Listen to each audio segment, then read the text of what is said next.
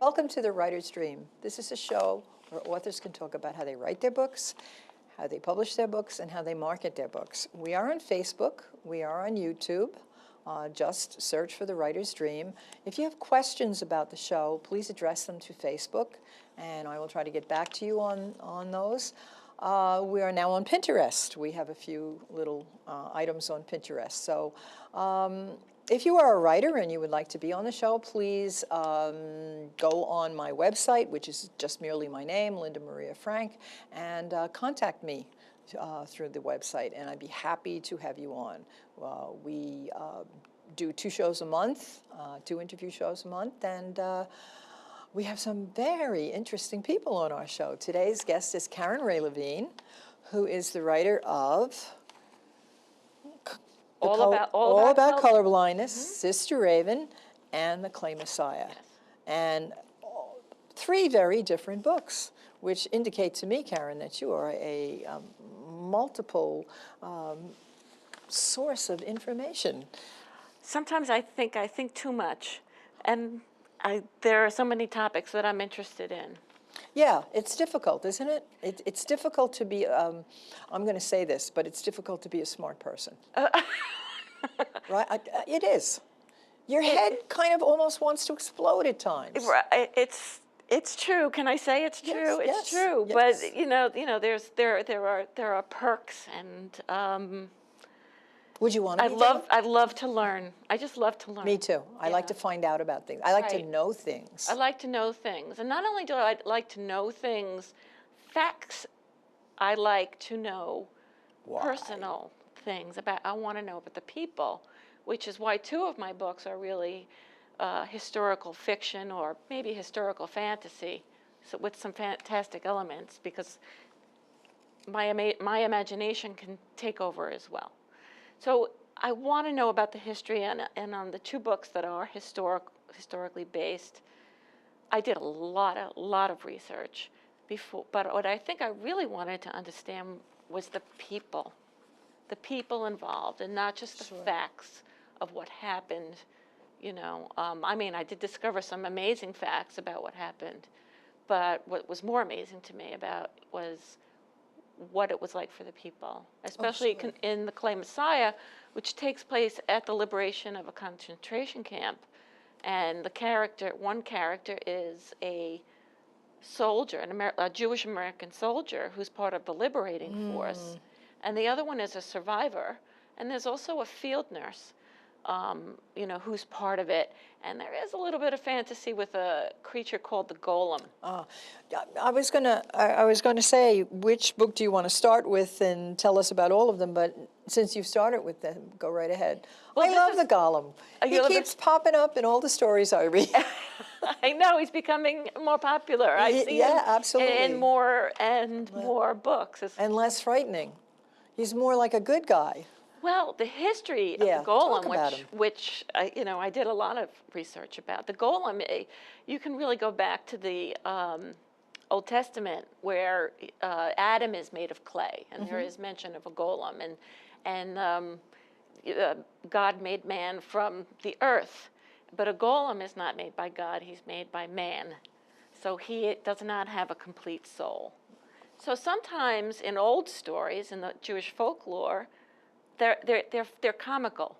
He's a comical character. You know, the rabbi's wife tells him to go and fetch water, but he doesn't stop fetching water because he doesn't know any better, and the whole place is flooded. And then the moral of usually of those older golem stories is that leave the creation to God. Like that this isn't going to work. And then all of a sudden, in like the early 1900s, a book was published about the Golem of Prague and how the rabbi made the man of clay to protect the citizens of the Jewish ghetto from in Prague, in right? Prague. In Prague. In Prague. That's the most famous story. Right. And in that story, the golem is the savior. He's the hero. He's the strong man. He's Superman. He's the protector. He's not the silly one that's flooding the house. The with Gumby water. type person. Exactly, right. So somebody can, kind of change the concept of the golem. And I think most people who know about a golem associate the golem with that kind of creature. Did you read Snow in August by Pete Hamill? I It was saw the about movie. a little. No, I don't think they made a movie, but No, it's there was a about- movie. Was it? Yeah, I didn't go through the book though. I think you're thinking of Snow Falling on Cedars. No. I mean, Snow in August. Well, anyway, we'll fight it out Snow in August is about right. We'll duke it out at the flagpole. Snow in August is about a little Irish boy who befriends a Jewish rabbi, and he lives in a very bad neighborhood. And the Jewish rabbi is attacked by some older bully kids, and the little boy tries to rescue the rabbi, and is beaten up very badly and goes into a coma, and he has this whole thing with the golem. Oh, is that where it goes? Yeah, and it's There was it's some part- I didn't so get- what I a couldn't good get through book. it. What a You what a- liked it. I loved that book, and then Wishnia, the author Wishnia, who was on this show, Oh. he wrote, I think it was The Fifth Witness, about a young Jewish.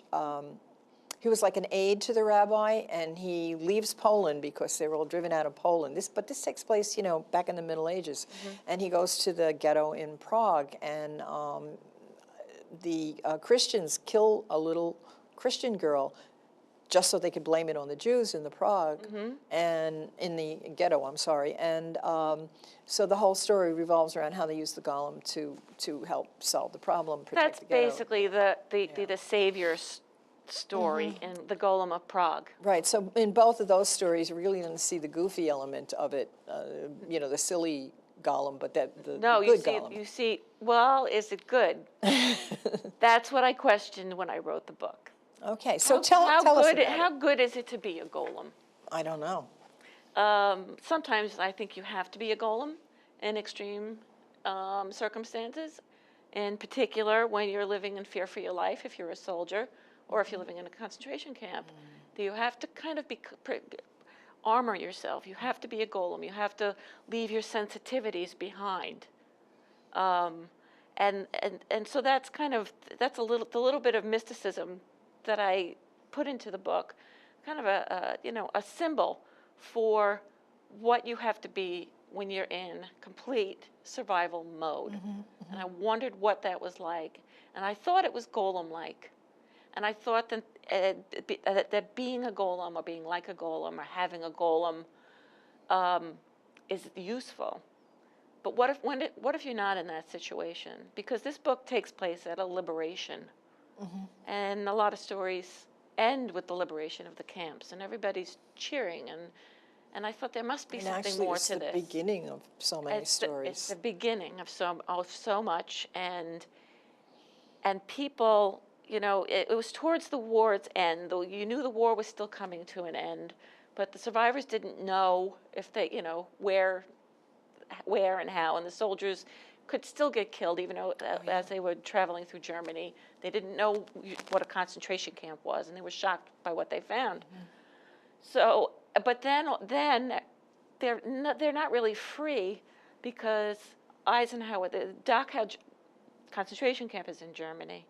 The one I'm writing about in particular was not a death camp; it was an incarceration, a work camp, and the population was mostly not Jewish. That I did not know. No, yeah, it was not. It's the first concentration camp, and built in 1933, and it was attached to an SS training ground, so which is part of the story as well, and that's where the medical team set up the hospitals and stuff. So it's a weird situation, for lack of a better word. But getting back to the golem, So here we have a soldier, and we have a survivor, and we even have a nurse who's been treating on the front line, um, the casualties, which are horrible. And now she's not treating the war wounded, she's treating stick figures starving with typhus, mistreated, and it's a whole new experience. It's everything turns upside down there, and and they say to the inmates, you're free, but they're not free because Eisenhower doesn't want the roads crowded with refugees because the war's still going on, and they're really still stuck in the camp. Only they're under the care of the Americans. Right, right. So They were called DPs, I think, displaced persons? yeah, they went to DP camps after after a few weeks. But this particular story takes place within the 6 weeks, where they're still in the camps. They are still, cannot leave the camp because they might be infected with typhus. Well, there's no place for them to go. They lost their homes. Mm-hmm. There's no place to go, and now they're free and they're being fed, and they're not afraid of dying at any moment. Mm-hmm. And now the survivors can think about what they lost, and they can't go home. One of my characters says, the mailman's living in my house. You think I can go back there and, tell him to get off my toilet bowl? No, I can't. Where am I going to go? Mm-hmm. Then there's anger and there's mourning. When you're in golem mode, mm-hmm. you're not thinking about you're thinking about the next minute. You're thinking about the next minute. The next minute, the next second, the next hour. You're watchful all the time. And this goes on for years for the soldiers and survivors. Mm-hmm. I remember the war. I'm much older than you are, and I remember the war, and I remember at the end of the war, I remember my parents talking about, yes, that person's a DP. In other words, they eventually kind of, made their way to different countries to live, to make a home. Or if they had relatives here in America, they would come and live with them. But I remember my parents referring to different people as DPs, displaced persons. Yeah. Yeah. And it was... I remember, I was very young, but I do remember the great sadness that we saw. I had relatives in Poland, and they weren't Jewish, but they were still, Poland was like really... Devastated. Oh, devastated, and I just remember the great not all sadness. The displaced people were Jewish, That's right. For sure. Yeah, I know. Yeah. Millions and millions of people were displaced because of that war. Mm-hmm. And everybody's lives were turned upside down. Yeah. So... I wrote a story in the context of this group of people, but that doesn't mean it doesn't apply to any other group that were victims or any other group in our history or what's going on now. Well, yes, exactly. I mean, what's going on now is a terrible situation as well. But the story for the writer, to me, is what makes people survive. What makes people. That's what I wanted to know. That's what I wanted to know. And I was drawn, I've always been drawn to that period in history. That's why this book is very special to me. And this is the most recent one that I just published it, although I started it in 2006. That's not too bad. No, it's not too bad. It isn't. But I because it's research. It's a lot of research. Sometimes I researched myself out of writing.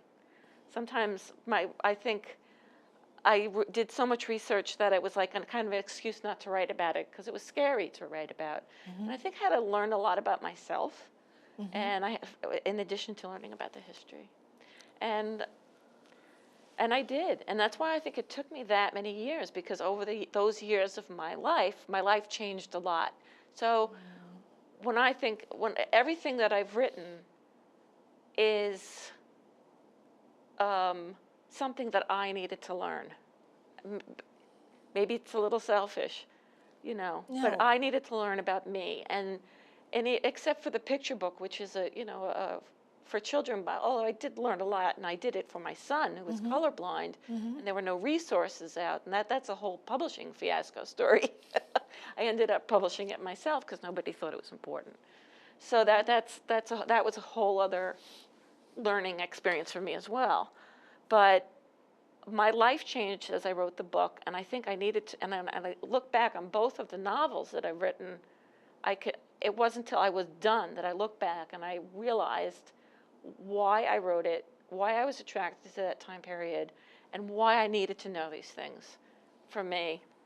And then I hope that I did it well enough so that my readers can discover some things as well. Now, were you afraid when you wrote about this, were you afraid that because you didn't live through anything like this, thank God most of us have not, Yes. that you would be, that you would inadequately tell the story, tell the feelings of the people because you hadn't been through it yourself? Constantly in fear of that. Yeah. And saying, and sometimes saying, well, who am I? Yeah. Who am I to do this? And that's, I think, why I was so adamant about the research and talking to people. I did in my own interviews, Oh, sure. as well as watching personal histories, you know, and reading memoirs, and to the point where I had to stop, you know, at points and shelve it for a while. It had to be painful. But it was painful, but it was cathartic, because it's not just about the horror. It's about hope. It's about transformation. You know, it's about a terrible time, and not everybody comes out smelling like a rose. There are good people and there are bad people, and you know, one of the really great people is a priest from Prague, who knows the Golem story. You know, so it's a book about tolerance. You know, I don't want to call it. I mean, it's the characters. Most of the characters are Jewish, and it deals. It comes from the perspective, from a Jewish perspective, because there were Jewish soldiers who liberated camps, and I thought, what an experience to think that I even met somebody. There's a dog tag on the front of the book, and I asked the museum permission to use the photo, and they said, well, you have to ask the family. So I contacted the family, and it was a more profound story than the one I made up.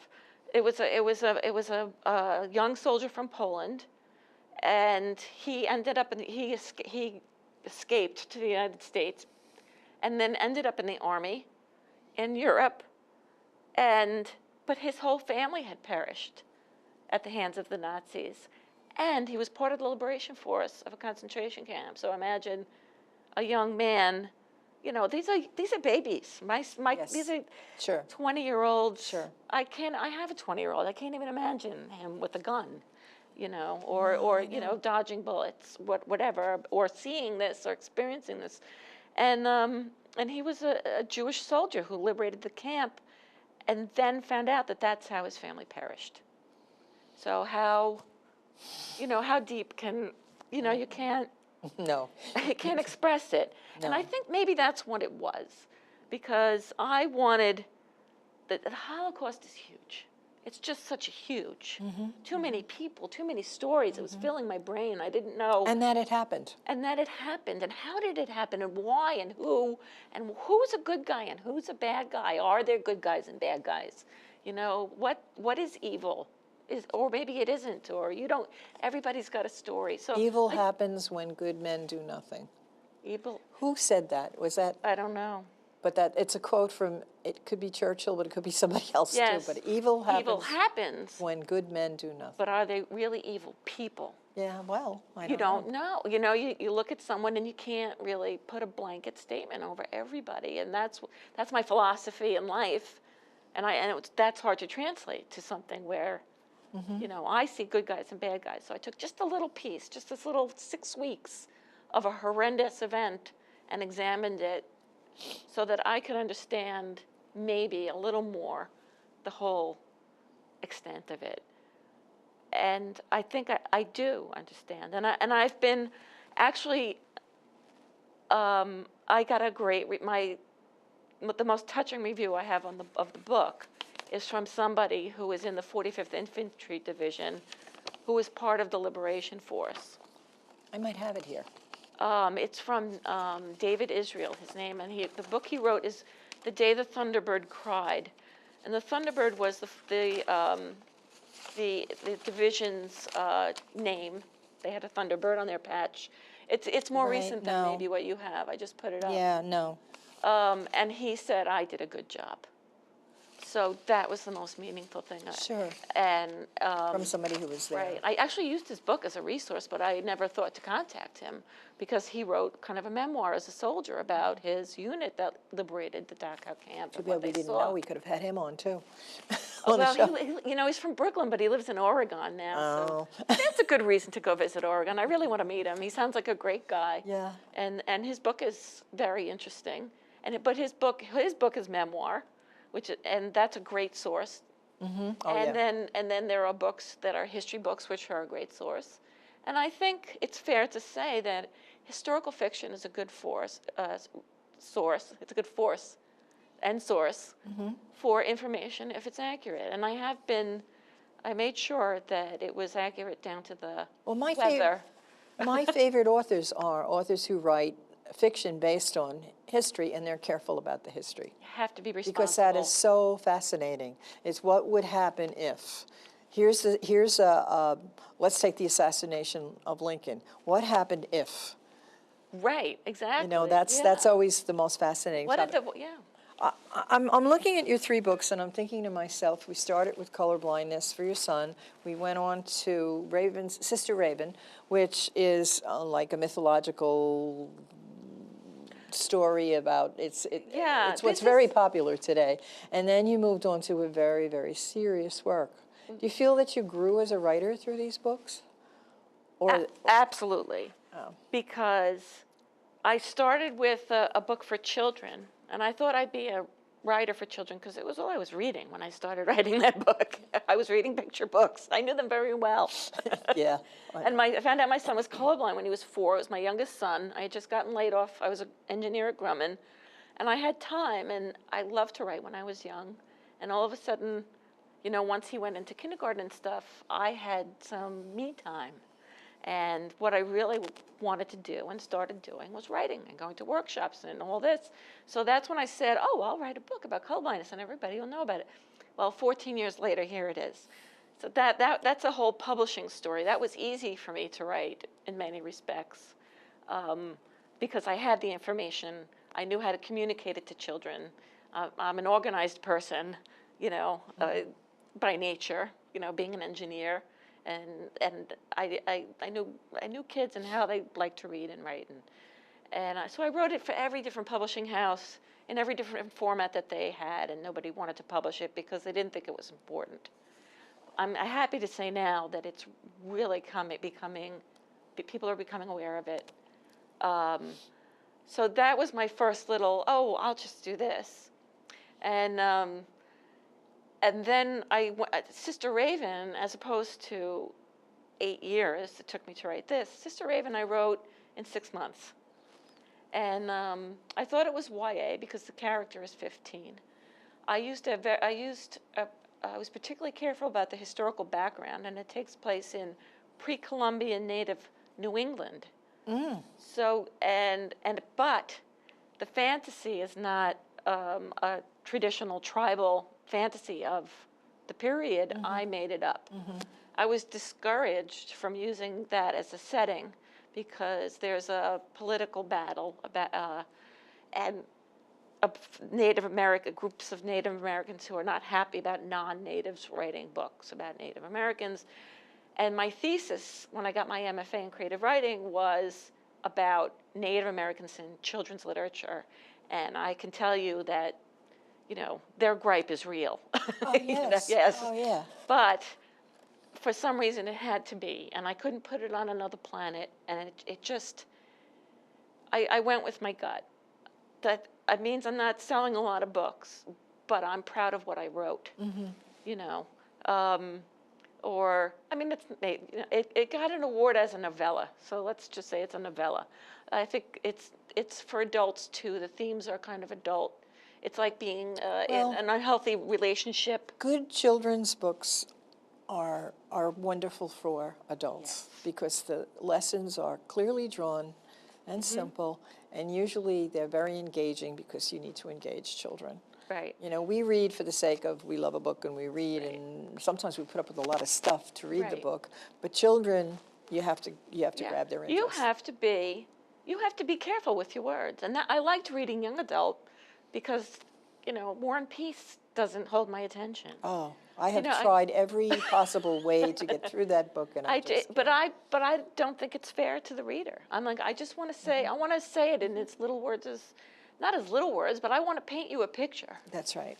in a paragraph, not a chapter particularly. That's why 6 weeks in a Holocaust situation, and I have it in 224 pages.